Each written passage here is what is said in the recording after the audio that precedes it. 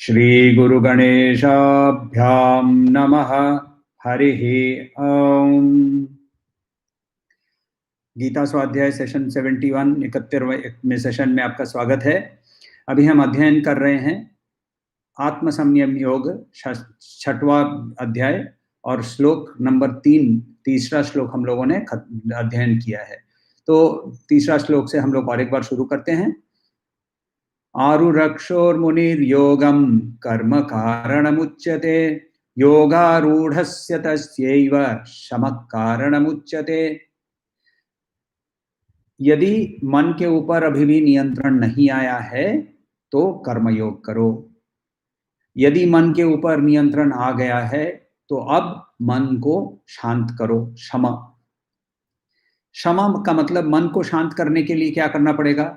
तो काम से मुक्त होना पड़ेगा। काम से मुक्त होने के लिए क्या करना पड़ेगा? काम से मुक्त होने के लिए वैराग्य। वैराग्य के लिए क्या करना पड़ेगा? वैराग्य के लिए हमें इंटेलेक्चुअल अंडरस्टैंडिंग, विवेक युक्त अंडरस्टैंडिंग होनी चाहिए, समझ होनी चाहिए कि मैं आत्मन हूं और मैं ये शरीर और मनस और बुद्धि नहीं हूं। वो करने के लिए कैसे, वो समझ कैसे आती है? बुद्धि से, ये पठन से आती है, शास्त्र पठन ब्रह्म विद्या का अध्ययन से आती है। ऐसी बुद्धि आती है। और ये करने के लिए क्या आना चाहिए? जिज्ञासा। जिज्ञासा कहाँ से आता है? कर्मयोग। सो ये है पथ। श्री कृष्ण बहुत क्लियरली हमें बार बार सेम प्रोसेस के बारे में रिपीटेडली बताते रहते हैं। जब हम लोग कॉर्पोरेट वर्ल्ड में ट्रेनिंग करते हैं तो वहां क्या बताते हैं जानते हैं? कि repetition is the mother of retention. Shri Krishna वो बहुत अच्छी तरह से जानते हैं और इसीलिए बार बार वो एक ही चीज को रिपीट करते जाते हैं कि कर्मयोग से शुरू करना पड़ेगा। कर्मयोग का मतलब कर्मफल त्याग और उसके बाद वाला स्टेप कर्म को ही समर्पण भाव से कम करना। तो ये करने के बाद अब सवाल आता है कि मुझे पता कैसे चलेगा कि मैं योगारूढ़ हो चुका हूं? मैं योगारूढ़, मैं यदि चल रहा हूं और मैं कहीं जा रहा हूं तो प्रोग्रेस माइलस्टोन होना चाहिए। तो माइलस्टोन कैसे? इधर देखिए, कोई डेफिनेटिव माइलस्टोन नहीं होता है कि जैसे कि 4 नंबर पुल है और फिर उसके बाद वहां नीचे आपको एक माइल जो एक लिखा होगा दिल्ली 200 किलोमीटर, ऐसा आपको नहीं मिलेगा, मगर कुछ इंडिकेशंस हम लोगों को मिलते हैं। तो वो इंडिकेशंस के लिए श्री कृष्ण वर्स नंबर 4 श्लोक 4 श्लोक के अंदर में हमें वो समझाते हैं। यदा हीनेन्द्रियार्थेषु न कर्मस्वनुषज्जते सर्वसंकल्पसन्न्यासी योगारूढ़स्तदोच्यते। यदा हि नेन्द्रियार्थेषु न इंद्रिय को संधि नेन्द्रियार्थेषु न कर्मस्व अनुषज्जते, एडिक्शन अनुषज्जते। सर्वसंकल्प सन्यासी, संकल्प वर्ड हम लोगों ने पहले भी देखा है। सर्वसंकल्प सन्यासी योगारूढ़स्तदोच्यते। योगारूढ़ इसको उच्चते, उसको कहते हैं। जनरली हम लोग सब कोई एडिक्टेड हैं। एडिक्शन किस चीज का है? तो हमारे अंदर में तरह तरह के एडिक्शंस होते हैं। हमारे एडिक्शन का मतलब क्या? एडिक्शन का मतलब समझने के लिए यदि आप किसी मेडिकल साइंस की किताब खोलें तो वहां ये बताता है कि addiction is the inability to stop consuming a drug और अ केमिकल और to stop doing an activity despite which causes psychological or physical damage without and knowing that it is still causing psychological or physical damage. यानी our inability to stop the usage या inability to stop the activity। यहां भी exactly वही चीज है। हमारा हम नहीं, मगर मेरे तो कोई बैड हैबिट्स है नहीं।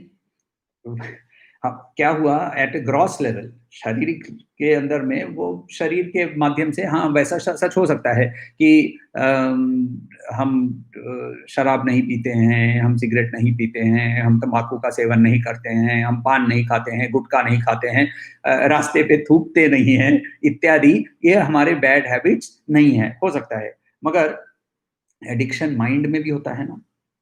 तो पहला आइडेंटिफिकेशन, जो आइडेंटिफिकेशन का एडिक्शन है, वो तो हमारा रह गया है। That is the biggest addiction. जब हम फिजिकल एडिक्शन के लिए, उसको हटाने के लिए मनस को यूज करते हैं, तो और तब हमें लगता है कि हमें ये एक्टिविटी छोड़ देनी चाहिए, लगता है छोड़ देनी चाहिए, राइट?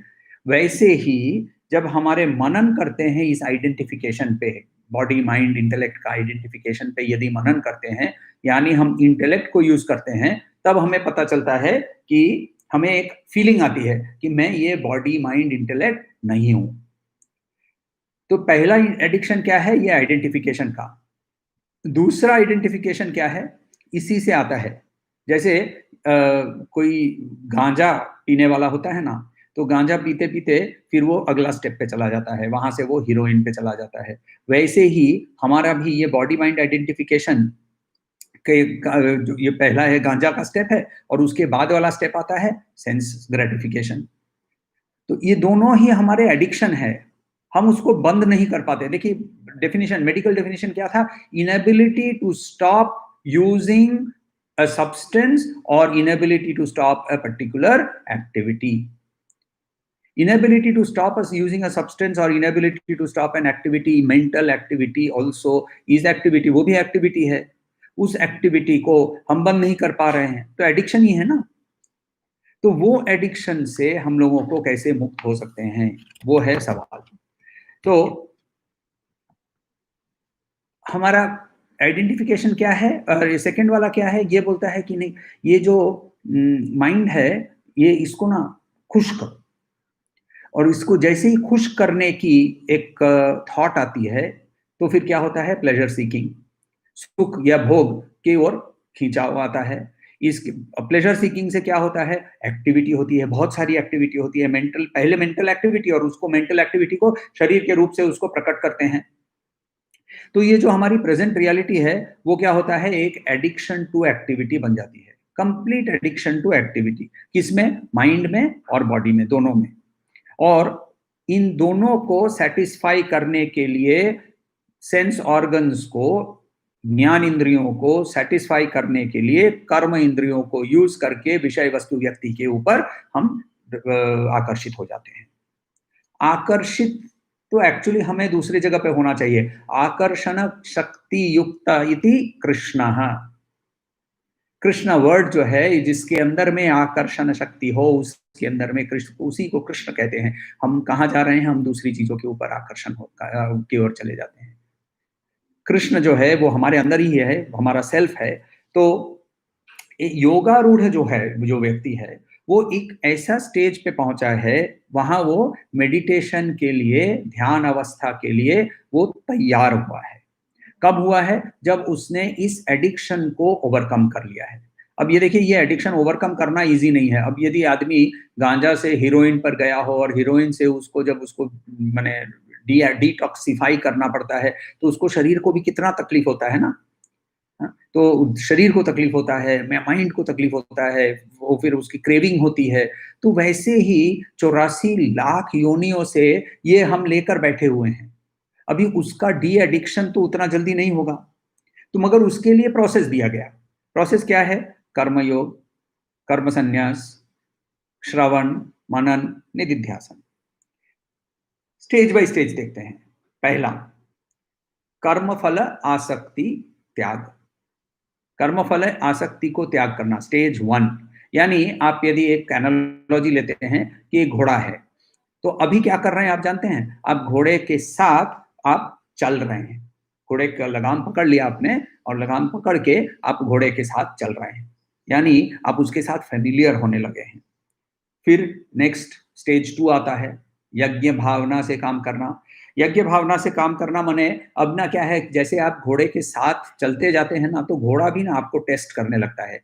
घोड़ा आपको बोलता है चलो अच्छा देखते हैं तो क्या करता है, और घोड़ा ट्रॉटिंग, जॉगिंग करने, घोड़े का जॉगिंग जो है उसको ट्रॉटिंग बोलते हैं, वो ट्रॉटिंग करने लगता है। वो जैसे ट्रॉटिंग करता है, आपको भी उसके साथ दौड़ना पड़ता है।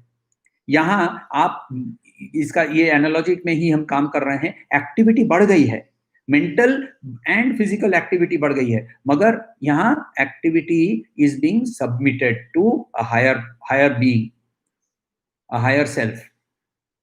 तीसरा, अभी क्या है, हम लोग अभी उपासना की ओर चले गए। उपासना का मतलब अभी जप करने लगते हैं, अभी एक जगह पे बैठने लगते हैं, ट्राई कर रहे हैं माइंड को कंट्रोल करने का, यानी घोड़े को कंट्रोल करने के लिए। तो अभी धीरे-धीरे घोड़े के ऊपर चढ़ने की कोशिश कर रहे हैं। एक पग पे एक पैर रखते हैं, वो स्टिरअप बोलते हैं ना, स्टिरअप पे एक पैर रखते हैं, दूसरा पैर रखने के पहले घोड़ा हिल जाता है, ऐसे कर रहे हैं। जैसे हम लोग जैसे ही जप करने बैठते हैं तो ओम नमो रसगुल्लाय, ओम नमो रसगुल्लाय होते रहता है ना, तो वैसे रसगुल्ला आ ही जाता है ना कहीं न कहीं। तो ये रसगुल्ला मन में आ जाता है, ओम नमो रसगुल्लाय हो जाता है, ओम नमः शिवाय की जगह में। तो ऐसे ये जो हमारे माइंड है, ये ओम नमः तक एटलीस्ट कंट्रोल में रहता है। ये ऐसे छोटे-छोटे इंस्टेंसेस में हम उसको कंट्रोल करने लगते हैं। उसके बाद अध्ययन करने लगते हैं, जिज्ञासा आती है, अध्ययन करने लगते हैं। अध्ययन करने पर स्टेज 4 पे आ गए। अभी क्या है कि अध्ययन का मतलब है, अभी इतने दिन ना मैं घोड़े के साथ चल रहा था, मैं घोड़े के साथ दौड़ रहा था, घोड़े को ना धीरे-धीरे थोड़ी-सी चीनी या चीनी के गोले खिला रहा था, गुड़ खिला रहा था, ताकि वो मेरे साथ मित्रता करे। और मित्रता क्यों करनी है, हम उसके बाद वाले श्लोक में देखेंगे। तो ये मित्रता करें उसके साथ। और अब मुझे घोड़े पे सवार होके क्या करना है, इसकी थियरी भी जानना ज़रूरी है। बिना थियरी जाने, बिना नॉलेज थियरी का जाने हम घोड़े के ऊपर में 100% उसकी सवारी नहीं कर सकते हैं। तो उस थियरी के लिए कुछ किताबें पढ़नी पड़ती है, यानी अध्ययन करना पड़ता है। और उसके बाद स्टेज 5 जहाँ उस थियरी को भी अप्लाई करते हैं। तो स्टेज 1, 2, 3, 4 के बाद स्टेज 5 जहाँ उसको अप्लाई करते हैं, तो अब घोड़े के ऊपर बैठकर अब तेजी से किसी और पे जाने लगते हैं। श्री कृष्ण ये समझ रहे हैं, यहाँ हम इस स्टेज पे हैं।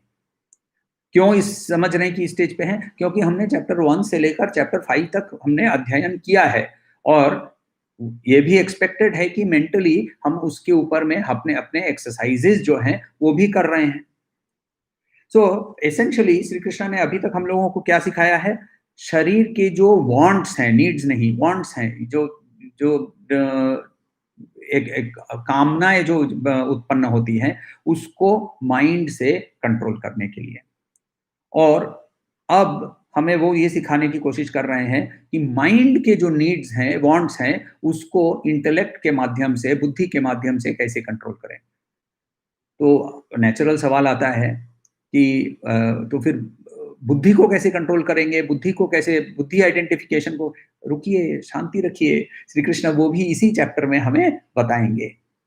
सो श्री कृष्णा के जैसे साइकोलॉजिस्ट बहुत कम होते हैं, और बहुत अच्छी तरह से मेंटल मेकअप, मेंटल वर्किंग्स जो हैं बहुत अच्छी तरह से समझते हैं। और उपनिषदिक जो हमारे जितने ऋषियों थे, वो भी वही लेवल के माइंड के वर्किंग्स के बारे में क्लियर थे, और इसीलिए वो गीता भी उसी का डिस्टिलेशन है। तो अभी जो ये हमने एनालॉजी लिया कि घोड़ा है, घोड़े के साथ चलना है, फिर घोड़े के साथ जॉगिंग करना है, फिर घोड़े को मिठाइयाँ खिलाना है, फिर घोड़े के साथ घोड़े की थियरी पढ़नी है, घोड़े के बारे और उधर थोड़ा-सा थियरी पढ़नी है, और उसके बाद फिर घोड़े पर चढ़ना है। ये समझने में तो समझ में आ जाता है। मगर जब तक माइंड को, मनस को उल्टा घुमा के भीतर की ओर नहीं ले जाते हैं, तब तक ये योगारूढ़ अवस्था होना संभव नहीं है। मनस जो है वो कैसे ऑपरेट करता है? ज्ञान इंद्रियों के माध्यम से। ज्ञान इंद्रियों किसकी ओर, ज्ञान इंद्रियों का लक्षण कहाँ है? बाहर की ओर। अभी मेरी आँख बाहर देख रही है, कान बाहर की आवाज़ सुन रहे हैं, नाक में बाहर की जो जो सुगंध है या दुर्गंध है, जो भी है, वो ओडर्स में समझ पा रहा हूँ। तो बाहरी एक्सटर्नल फोकस और बाहर की फोकस की चीज जो है, बाह्य स्पर्श जो होता है, उससे दुख उत्पन्न होता है, ये हम लोगों ने सीख लिया हुआ है। तो इंटेलेक्चुअली ये समझने के बाद यदि हम माइंड को भीतर की ओर फोकस नहीं करते हैं, तो ये जो कि एग्जाम्पल ले लें, एनालॉजी ले लें, ये सभी कुछ बेकार होता है। तो इसको जब हम इसको एक्टिविटी से धीरे धीरे उसको शांत करना है। तो अब जो माइंड है, इसको तरह-तरह की एक्सरसाइज़ेज़ हमने करवाई। क्या एक्सरसाइज़ करवाई? मनस को पहला आसक्ति कहाँ है? मनस के अंदर में है। आसक्ति को छोड़ने को बोला। दूसरा क्या किया? समर्पण भावना से काम किया। तीसरा क्या किया? साक्षी भाव से काम किया। ये सारा हम लोगों ने प्रैक्टिस किया, राइट? ये प्रैक्टिस करने पर ये उसके बाद फिर क्या किया? तो थोड़ा सा शायद जप किया, थोड़ा सा एक जगह पे बैठे, थोड़ा सा बैठने को सीखे, शरीर को भी स्थिर करने को सीखे। तो ये सारा सब कुछ करने से माइंड जो है उसको थोड़ा सा कॉन्टेम्पलेशन की ओर, निधिध्यासन की ओर धक्का मारना पड़ रहा है। क्यों धक्का मारना पड़ता है? क्योंकि माइंड का जो नॉर्मल नेचर है वो है बिजीनेस। वो बंदर है, जो है बंदर की जैसे। बंदर क्या करता है? एक टहनी से दूसरी टहनी कूदते रहता है, और जिस जगह पे बैठ भी जाएगा तो वो अपने आप को खुजलाते रहता है। तो इस ऐसे बिहेवियर के अंदर में, ऐसी मनस के बिहेवियर के अंदर में उसको हम लोगों को ये समझना है कि माइंड को यदि हम बिजी नहीं रखें, एक सेकेंड जरा रुकिए।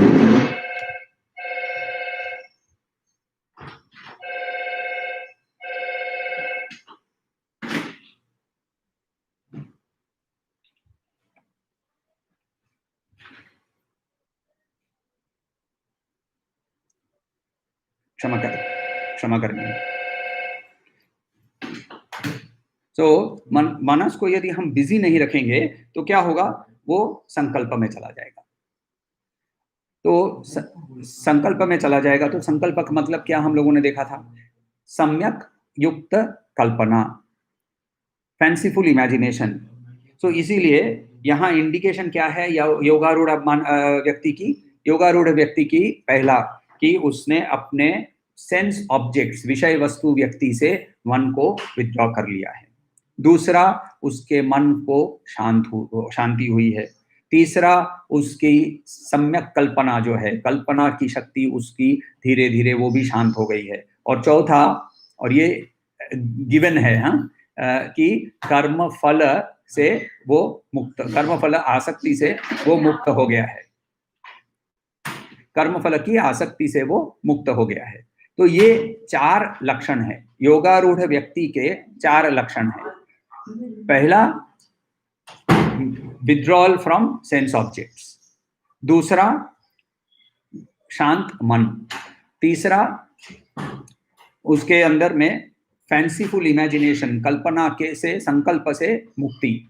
और चौथा, उसके अंदर में कर्म फल से की आसक्ति से मुक्ति। ये 4 लक्षण के माध्यम से हम योगारूढ़ व्यक्ति को पहचान सकते हैं। श्लोक को और एक बार देखें।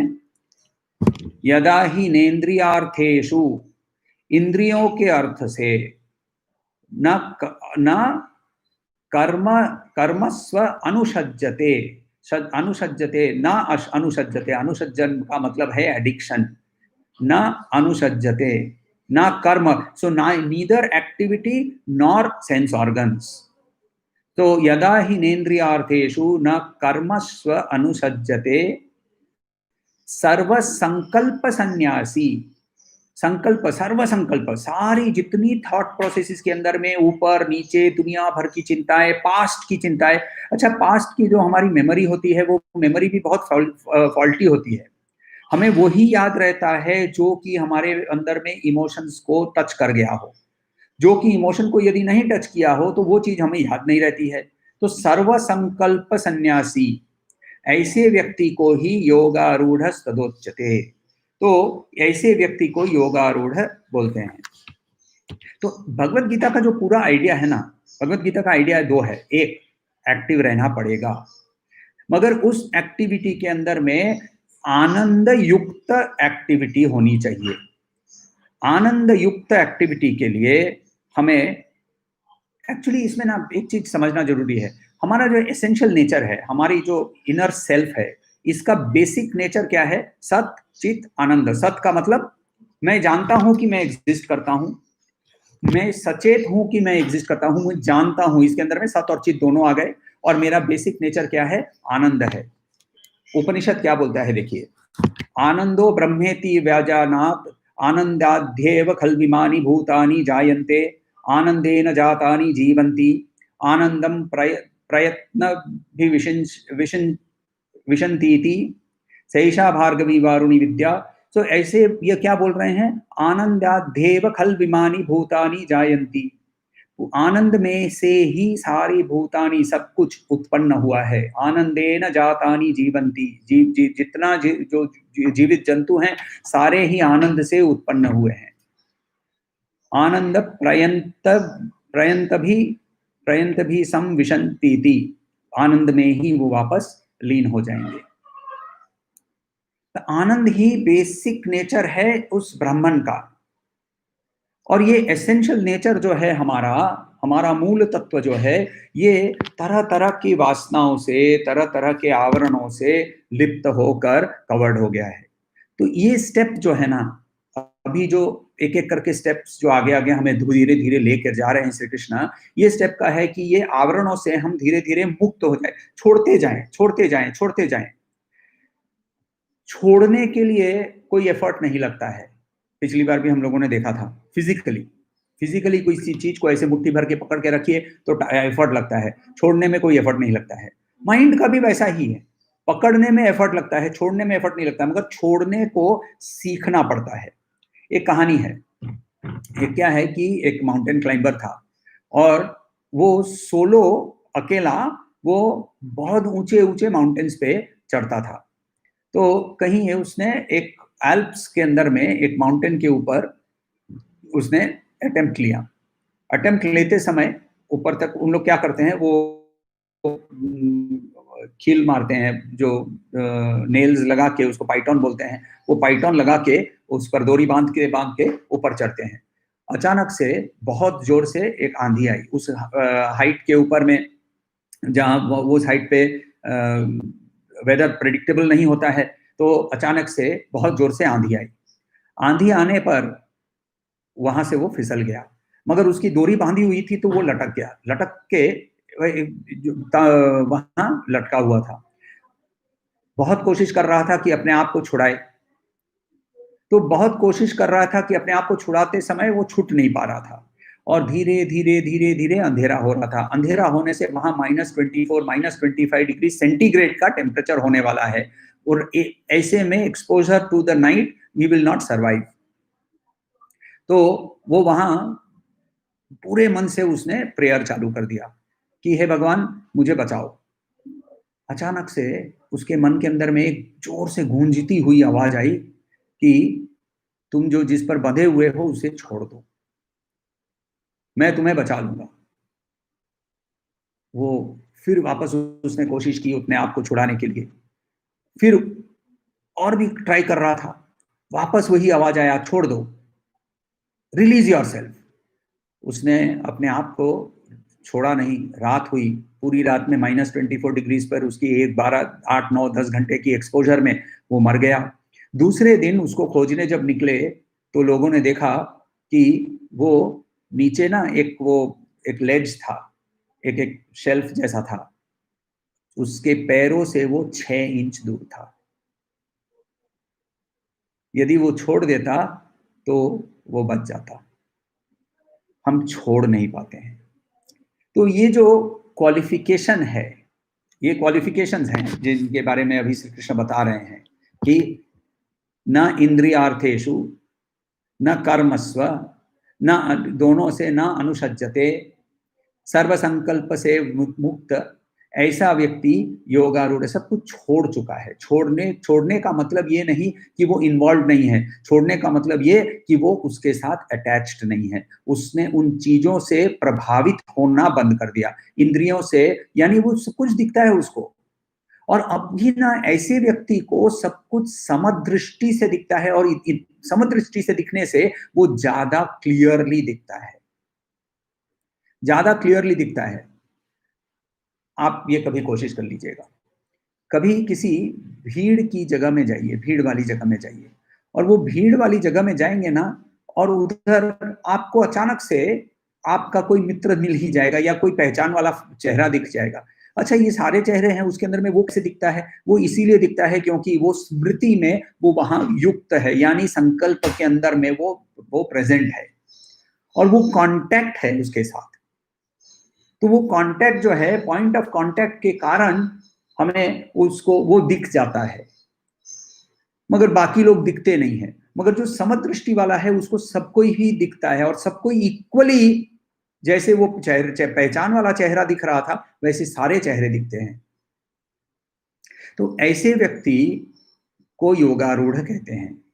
और योगारूढ़ व्यक्ति क्या करता है, वो आगे चलता है और खुद अपने आत्मन को पहचानता है। आत्मन को पहचानने से अपने आप को वो सोहम बोल पाता है। अच्छा, यहाँ एक वर्ड आया आत्मन।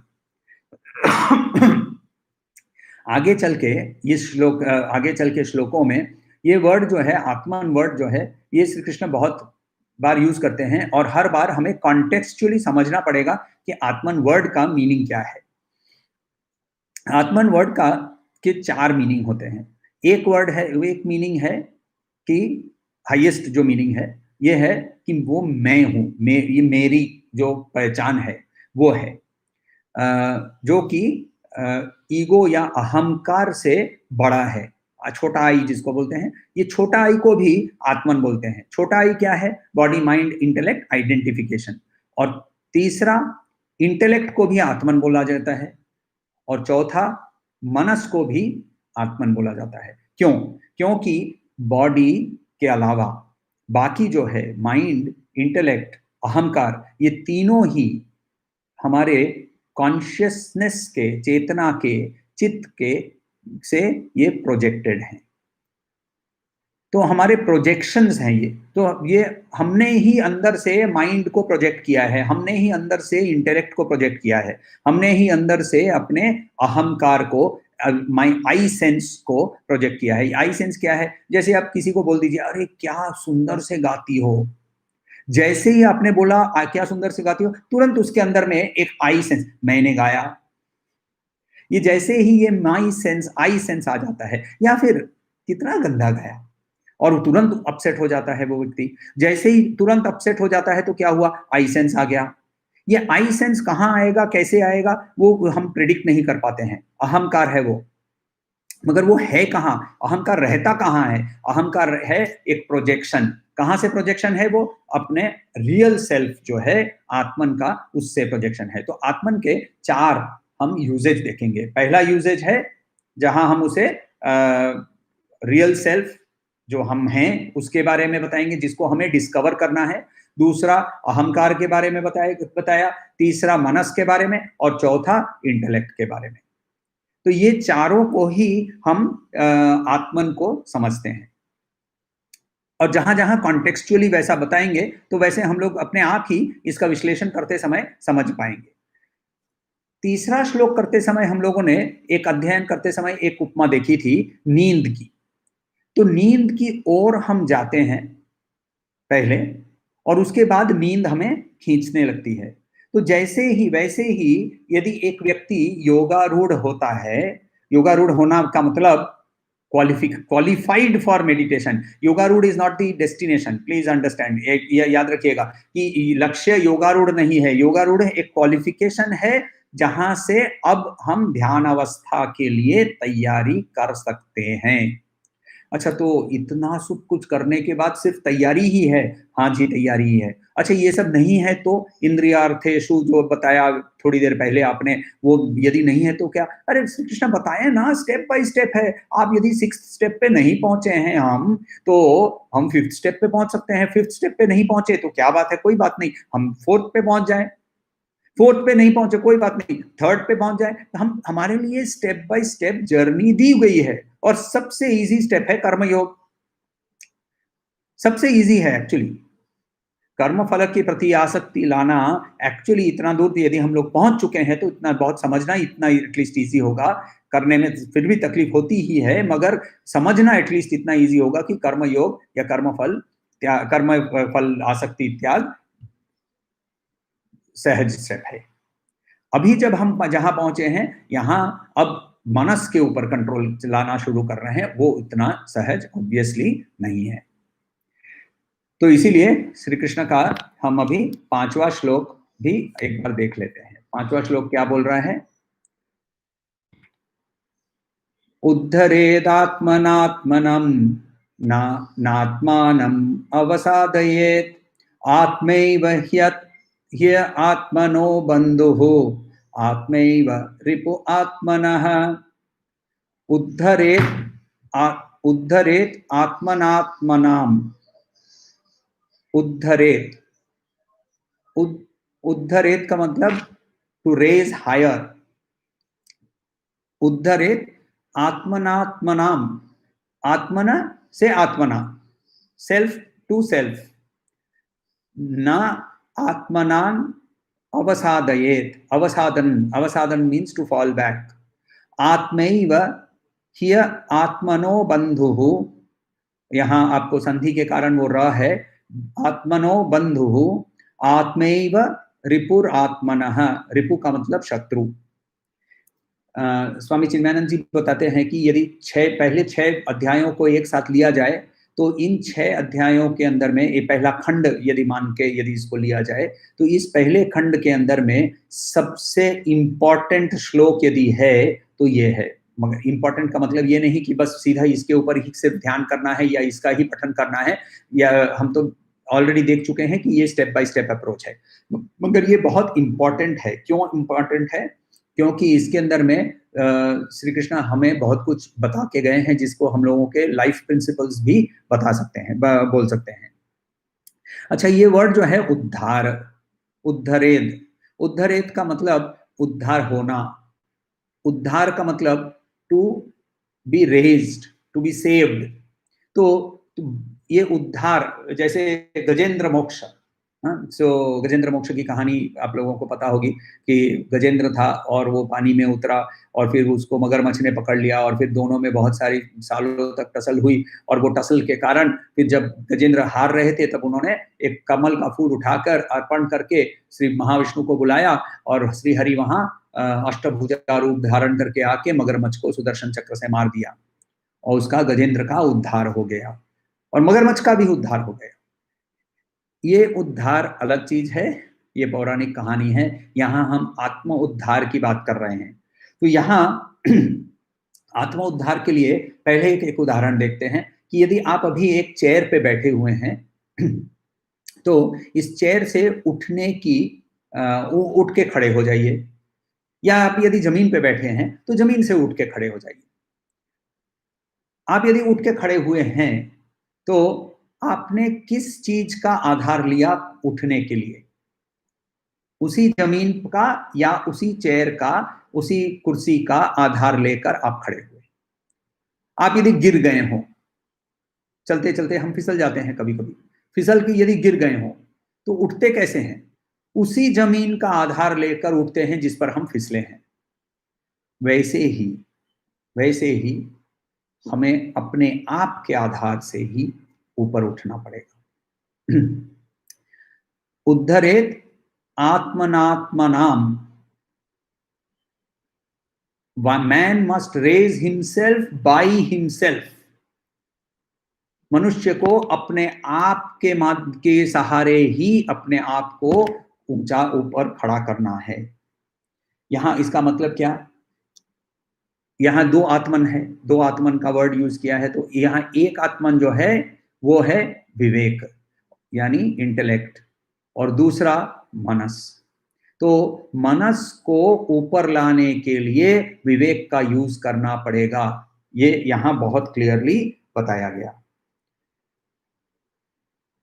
दूसरा, यहां देखिए, ये वर्ड कौन बोल रहा है?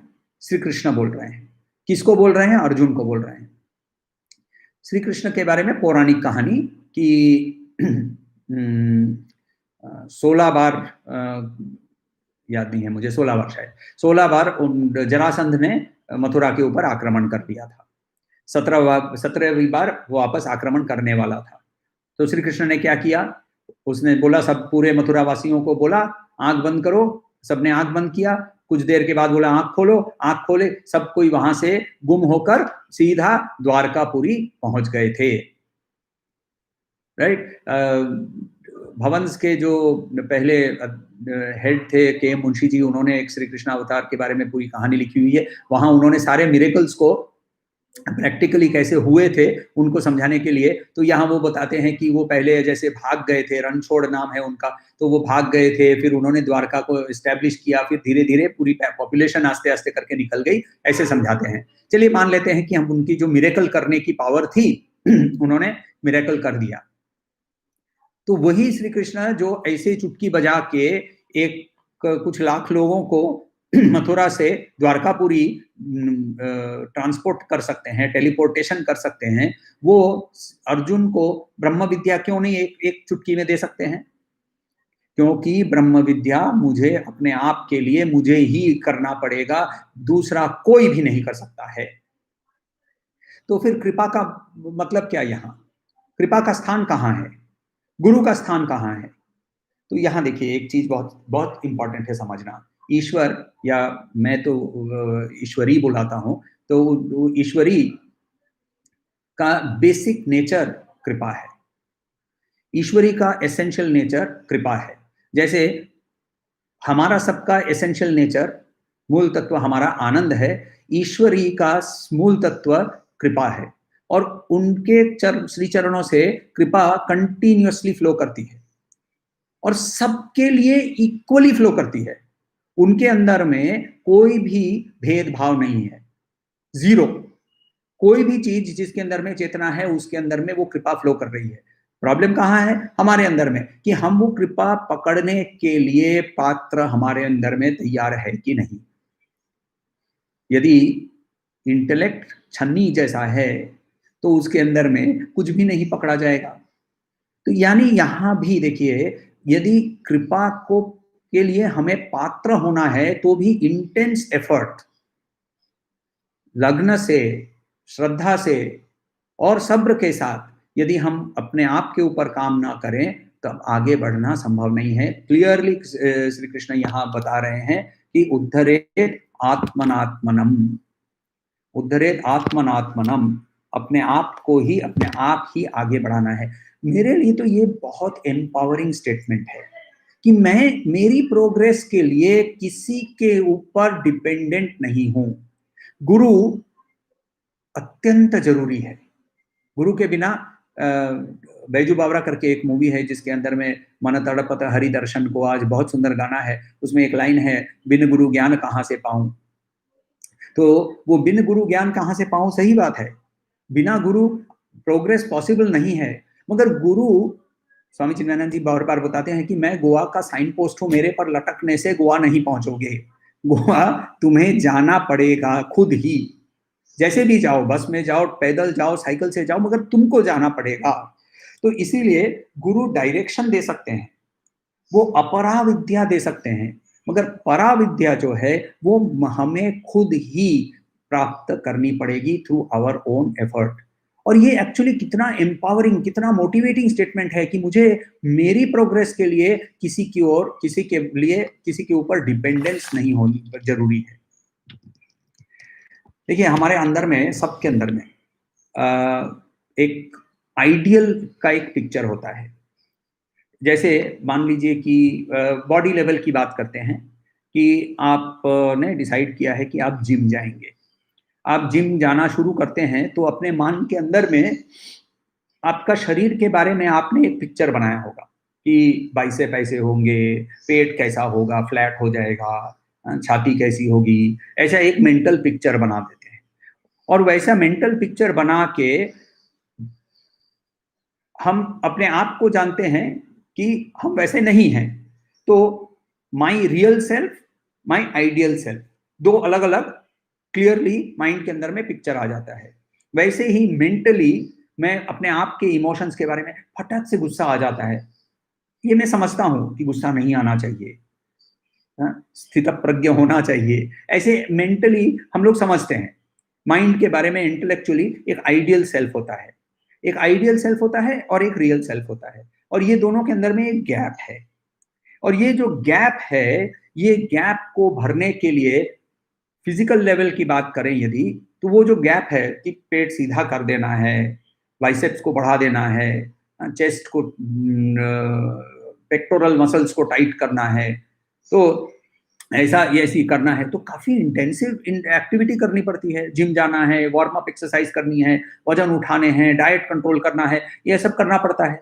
वैसे ही इंटेंस एफर्ट के बगैर मेरे लिए प्रोग्रेस कैसे पॉसिबल है?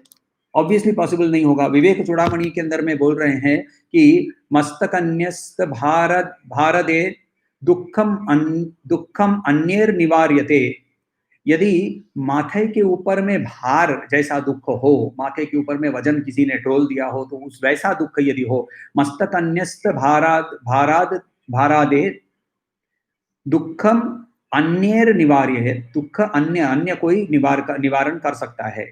क्षुधादि कृत दुखम, क्षुधा क्षुधा यानी भूख, भूख जैसी भूख इत्यादि जो दुख है, इसका बिना स्वेन न केनचित, बिना खुद कुछ किए कुछ नहीं हो सकता है। भूख जैसे फिजिकल बॉडी के बारे में भी सेम चीज बताई गई है विवेक चूड़ामणि के अंदर में। भगवान शंकराचार्य बताते हैं कि माथे के ऊपर में भार डाल दो तो दूसरा कोई आकर वो भार उठा के डाल देगा, anything that is outside my physical body. मगर मेरे फिजिकल बॉडी के अंदर में भी यदि कुछ हो रहा है, जैसे कि मुझे सर दर्द हो रहा है, अच्छा आप जरा क्रोसिन खा लेना, राइट, मुझे भूख लगी है, आप 2 पराठे खा लो, नॉट पॉसिबल ना। तो वैसे ही यदि मुझे प्रोग्रेस करना है तो मुझे एक्टिविटी करनी पड़ेगी। और स्पिरिचुअल सेल्फ के जो स्पिरिचुअल प्रोग्रेस के अंदर में ऐसा है, तो इसके अंदर में श्री कृष्ण जो पिक्चर पेंट कर रहे हैं हमारे लिए, कि यदि हमारा जो सेल्फ है, आइडियल सेल्फ क्या है, इसके बारे में हमें बहुत क्लियरली हमें बता दिया गया है। आइडियल क्या होना चाहिए इसके बारे में बता दिया गया है। क्या है आइडियल सेल्फ? नित्य आनंद रूप, शिवोहम शिवोहम। और वो हमारा प्रेजेंट सेल्फ जो है उसको थोड़ा सा एग्जामिन कर लेते हैं कि हम क्या नित्य आनंद रूप में हैं? ऑब्वियसली नहीं है। तो वो गैप क्या है, और उस गैप को भरने के लिए हमें बहुत एक्टिविटी करनी पड़ेगी। मगर वो एक्टिविटी बहुत दूसरे, उसकी नेचर ऑफ एक्टिविटी बहुत अलग है। एक कभी कभी कुछ लोगों से हमारी मुलाकात हो जाती है जिनका एक अत्यंत भयानक स्टेट में होते हैं, वो अपने आप को उनका आइडियल अवस्था में है वैसा समझते हैं। यानी वो अपने आप को परफेक्टेड, ऑलरेडी मैं परफेक्ट हूं वैसी अवस्था में अपने आप को समझते हैं। जो व्यक्ति अपने आप को उस स्तर पे समझ रहा है उसके लिए अभी भी बहुत समय लगने वाला है, गर्भ के अंदर में है। याद रखिए वो जो हम लोगों ने एग्जाम्पल्स देखे थे, श्री कृष्ण ने बताया था सत्व रजस तमस तीनों के आवरण कैसे होते हैं। तो तमस का आवरण जो है वो गर्भ के अंदर में रहने वाले जो जो जो एम्ब्रायो है उसके जैसा होता है, भ्रूण जैसा है, वैसे वो वैसा होता है। तो वो समय होने पर ही निकलेगा। यदि हमारे अंदर में ये आइडियल सेल्फ और रियल सेल्फ या प्रेजेंट सेल्फ, इसके अंदर में यदि अंतर दिखने लगा है, यानी कोई डुअलिटी आ चुकी है, तो ही हम आगे बढ़ सकते हैं। यदि हमारे अंदर में आइडियल का सेल्फ का आइडिया ही नहीं है तो आगे बढ़ना असंभव है। जब हम ये आइडियल हमारे अंदर में आ जाता है तो पहले हमारा कदम होता है, हम लोग रिलीजन की ओर चले जाते हैं। रिलीजन की ओर तो देवता, मंदिर, पूजा इत्यादि की ओर चले जाते हैं, जो कि करना जरूरी है। वो करने पर डिसिप्लिन आती है और उसके बाद समझना है कि प्रोग्रेस जो है वो मुझे ही करना पड़ेगा। स्वामी चिन्मयानंद जी बोलते हैं, realising one's own weakness, rejecting the false, asserting the better, trying to live a good life, striving in the higher way of life is only half the journey. हमारी अपनी जो खामियां हैं इसको समझना, जो हमारे अंदर अच्छा है उसकी ओर जाने की कोशिश करना, ये तो सिर्फ आधा रास्ता है। आगे वाला रास्ता में क्या बोल रहे हैं श्री कृष्ण? बाकी के लिए श्री कृष्ण बोल रहे हैं कि अपने आप के अंदर में खुद खामियों को सब्स्टिट्यूट करो अच्छी चीजों से, योगारूढ़ बनो। योगारूढ़ बनने से आगे बढ़ सकोगे। अच्छा, दूसरा उसके बाद और एक उन्होंने वर्ड यूज किया है, सेकंड वर्ड यूज किया है वहां, न आत्मनम अवसादयेत। अवसादन का मतलब गिर जाना। तो बोलते हैं कि तुम यदि घोड़े के ऊपर चढ़ गए हो तो अभी सावधान रहो, गिर मत जाना, क्योंकि तुम अभी घोड़े पे चढ़े हो, तुम घोड़े के ऊपर, तुम सर्कस वाले आर्टिस्ट नहीं हो। तुम सर्कस वाले आर्टिस्ट होते तो फिर तुम घोड़े के ऊपर में खड़े हो जाते, हाथ ऐसे वो उसके ऊपर में तुम समरसॉल्ट भी कर लेते, मगर घोड़ा ठीक टाइम से जैसे गोल गोल घूमता है और तुम उसके ऊपर में समरसॉल्ट कर लेते हो। मगर तुम अभी भी सर्कस आर्टिस्ट नहीं हो, तो तुम यदि घोड़े से अभी गिरोगे ना तो बहुत बहुत चोट लगेगी, और यदि घोड़े पे से गिरे और आपका पैर यदि तुम्हारा उस टिरप के साथ पेंच खा गया तो तुमको खींचते खींचते ले जाएगा, और घोड़ा भी इंजर्ड, तुम भी इंजर्ड। तो इसीलिए सर्कस आर्टिस्ट बनने तक बहुत सावधान रहो, असाधन हो सकता है, अवसाधन हो सकता है, इसीलिए सावधान रहो। अच्छा, ये तो सर्कस में जब सीखते हैं, ऐसा व्यक्ति जब सर्कस में एक पहले दिन तो ऐसा कूद के ऊपर चढ़ नहीं गया था, तो उसने कैसे सीखा? तो उसके लिए ना सेफ्टी नेट होती है, साथ में लोग साथ में दौड़ते हैं घोड़े के साथ इत्यादि। तो हमारे लिए सेफ्टी नेट क्या है? बहुत आराम से आंसर कर लेते हैं। भगवान शंकराचार्य बोलते हैं सत्संग।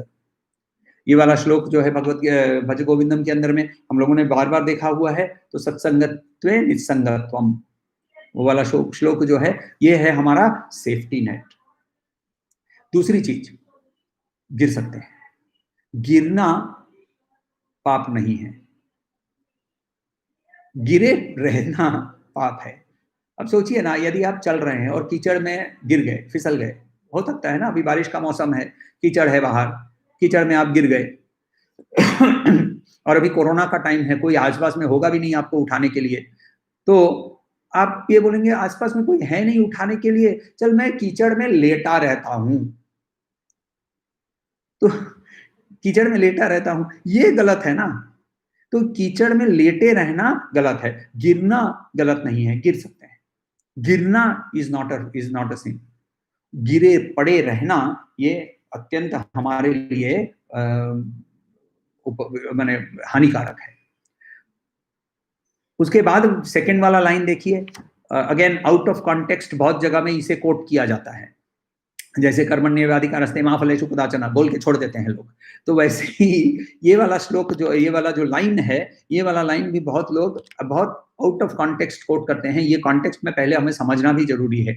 आत्मैव हि आत्मनो बन्धुः, यहाँ कौन सा दो आत्मा वर्ड यूज किया है, आत्मा ही आत्म का बंधु है, लिटरल ट्रांसलेशन कर लिया। यहाँ मतलब क्या, बंधु का मतलब क्या होता है? बंधु का मतलब होता है दैट विच टाइज, बंधन करने वाला, यानी कोई रिलेशनशिप, किस चीज का? हायर सेल्फ, लोअर सेल्फ, विवेक और मनस। विवेक ही मनस का बंधु हो सकता है, क्यों? क्योंकि उसको ऊपर करता है। किसी ने मुझे एक बार पूछा था, what do you mean by best friend? मैंने बोला जो हम लोग नॉर्मल बोलते हैं कि हमारे वो, मैं उसके साथ सब कुछ शेयर करता हूँ इत्यादि इत्यादि। उस व्यक्ति ने मुझे बताया, नहीं नहीं, ये तुम्हारा गलत डेफिनेशन है। Best friend is that which brings out the best in you. Best friend वो तुम्हारा है जो तुम्हारे अंदर में से तुम्हारे से सबसे अच्छी चीज तुम्हारे से खींच के निकाल सकता है। तो वो हमारे अंदर में ही हमारे दोनों बेस्ट फ्रेंड भी है, वर्स्ट एनिमी भी है। यदि मनस विवेक की बात मानने को तैयार हो, तो विवेक उसका जो सबसे अच्छी क्वालिटीज है वो खींच के उसको निकाल सकता है। मगर यदि, और देयरफॉर विवेक मनस का बेस्ट फ्रेंड हो सकता है।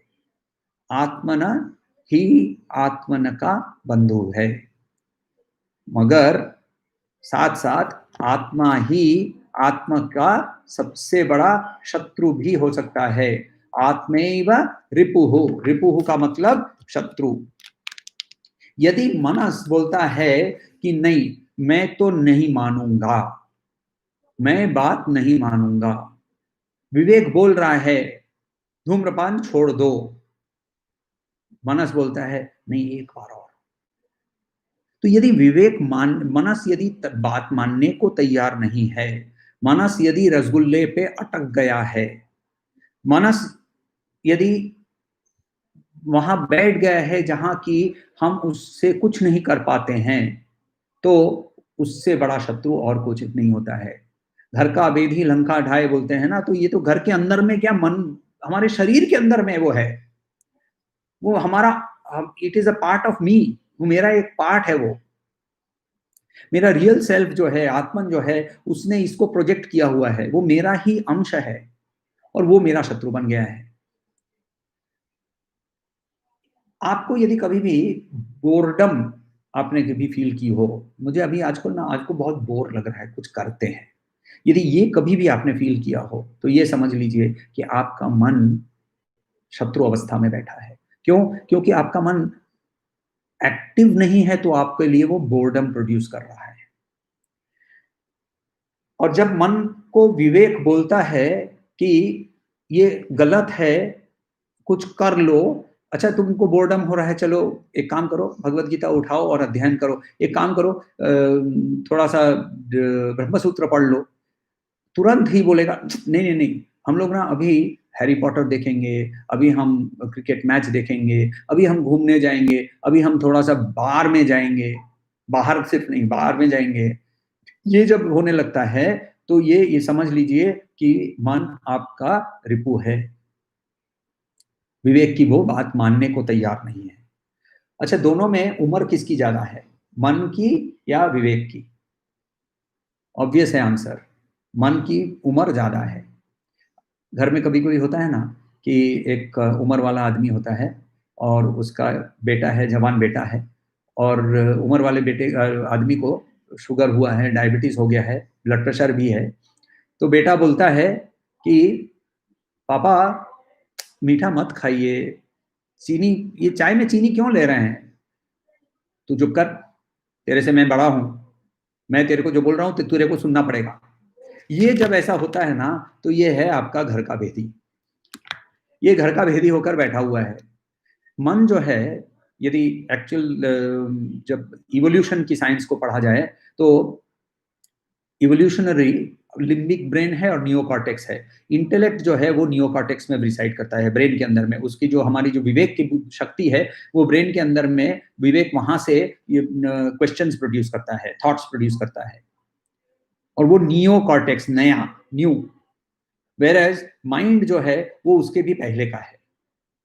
तो माइंड बेसिकली ये दोनों को इनकम्पास करता है, लोअर माइंड हायर माइंड बोलते हैं हम लोग। तो माइंड दोनों का है, और हायर माइंड जो है वो इवोल्यूशन का एक पार्ट है, यानी वो अभी उम्र होने के बाद जो बच्चा होता है, 3 साल का बच्चा है, 2 साल का बच्चा है, उसके अंदर में कोई विवेक नहीं होता है। सामने मिट्टी पड़ी हुई है, मिट्टी भी मुंह में डाल देता है, श्री कृष्ण ने भी मिट्टी मुंह में डाल दी थी, तो वैसे मिट्टी मुंह में डाल देता है।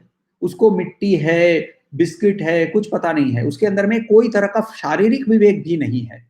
विवेक बाद में जैसे बढ़ते जाते हैं, उम्र बढ़ते जाती है, शरीर के डेवलपमेंट होता है, मन का डेवलपमेंट होता है, विवेक जन्मता है। तो मन जो है ना वो बोलता है तेरे को कुछ नहीं पता, मुझे पता है सुख कहाँ है, और मैं तेरे को ले जाता हूँ। और यदि विवेक को उसके बाद वो मना लेता है, तो फिर इससे बड़ा शत्रु भी कोई नहीं है। आत्मैव रिपु आत्मनः।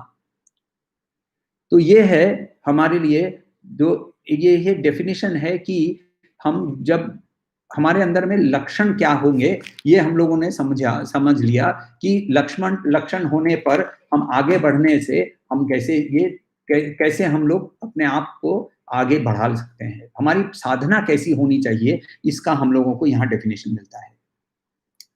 देखिए, इसके अंदर में प्रकृति का एक बहुत बड़ा रोल है, क्योंकि हमारे अंदर में हमारा सेल्फ नेचर होता है, हमारा स्वधर्म होता है। प्रकृति, माँ प्रकृति हमारे शरीर को एनर्जी देती है। प्रकृति is energy, energy is nothing but matter, E is equal to mc square, Einstein ने बताया। उसके भी पहले हम लोगों ने एनर्जी को एक स्थूल है, ये हम लोगों ने समझा हुआ है।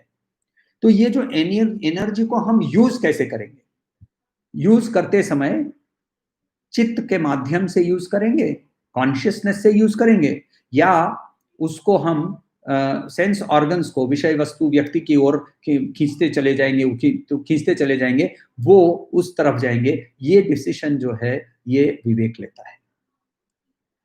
यदि हम उसको विषय वस्तु की ओर ले जाते हैं ना, तो सेंस ऑर्जी, भोग भोग तांडव भोग तांडव शुरू हो जाता है।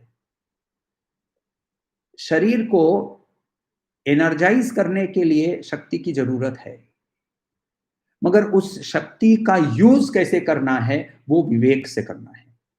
शक्ति को यूज करने के लिए यदि शरीर को यूज करने के लिए शक्ति की जरूरत है, ये आनंद लहरी में, सौंदर्य लहरी आनंद लहरी के अंदर में पहले वर्ष के अंदर में, पहले लाइन के अंदर में भगवान शंकराचार्य बोलते हैं, शिव शक्ति युक्तो यदि भवति शक्त प्रभावितुम, यदि शक्ति के युक्त होता है शिव, तभी उसके अंदर में वो मूव करने की शक्ति होती है, उसको हिलने की भी शक्ति से आती है।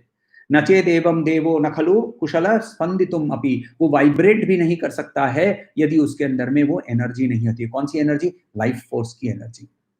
वो लाइफ फोर्स की एनर्जी हमारे शरीर के अंदर में जब रहती है तब हम चलते हैं। तो शरीर को भी हम लोगों को टेक केयर करना है, मगर शरीर मैं नहीं हूं ये भी समझना जरूरी है। और शरीर जब ये समझ पाते हैं कि शरीर मैं नहीं हूं, मनस मैं नहीं हूं, मैं आत्मन हूं, तभी जाकर हमारे अंदर में वो कॉन्शियसनेस, वो चेतना आती है कि मैं वो हूं जिसे कहते हैं सोहम। सवाल हो तो पूछिएगा।